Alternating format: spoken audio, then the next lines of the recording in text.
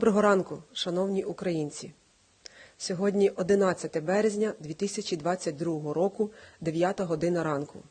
І я хочу повідомити про те, що ми відкриваємо чергові гуманітарні маршрути, які будуть працювати за напрямками.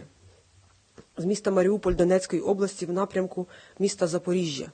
Запоріжжя, Портовське, Мангуш, в обхід Нікольське, Республіка, Розівка, Більмак, Пологи, Оріхів, Запоріжжя. З обов'язковим розмінуванням по всьому маршруту. З міста Запоріжжя вийде колона з гуманітарним вантажем і автобусами до міста Маріуполь. Чекаємо і сподіваємось, що сьогодні маршрут запрацює. З міста Пологи Запорізької області в напрямку міста Запоріжжя. Пологи, Токмак, Василівка, Кам'янське, Запоріжжя. З міста Запоріжжя вийде колона з гуманітарним вантажем і автобусами для евакуації людей з міста Пологи. З міста Волноваха Донецької області в напрямку міста Покровськ. Волноваха, Валер'янівка, Новоандріївка, Кирилівка, Вугледар, Покровськ. Також дуже сподіваємось, що сьогодні даний маршрут запрацює. З міста Енергодар, Дніпрорудне, Василівка, Запоріжжя. З міста Ізюм Харківської області в місто Лозова Харківської області. Ізюм, Мала Камишеваха, Барвенково, Близнеці, Лозова. Автобуси для евакуації заїдуть з міста Лозова. Також планується постачання гуманітарного вантажу. Із міста Буча Київської області в місто Київ. Буча, Ворзель, Михайлівка, Рубежівка, Шпитьки, Білгородка, Київ. Для евакуації людей будуть направлені автобуси з міста Київ. З міста Гостомель Київської області в місто Київ. Гостомель, Буча, Михайлівка, Рубежівка, Шпитьки, Петрушки, Білгородка, Київ. Для евакуації людей будуть направлені автобуси з міста Київ.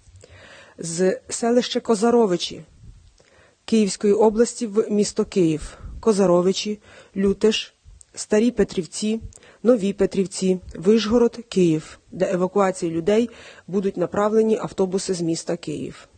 Із міста Микуличин Київської області в місто Київ. Микуличин, Німішаєво, Ворзель, Михайлівка, Рубежівка, Мрія, Петрушки, Білгородка, Київ. Для евакуації людей будуть направлені автобуси із міста Київ.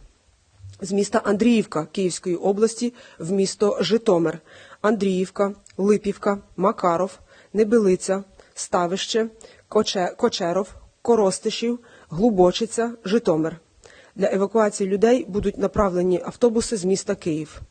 Із міста Макарів Київської області в місто Житомир.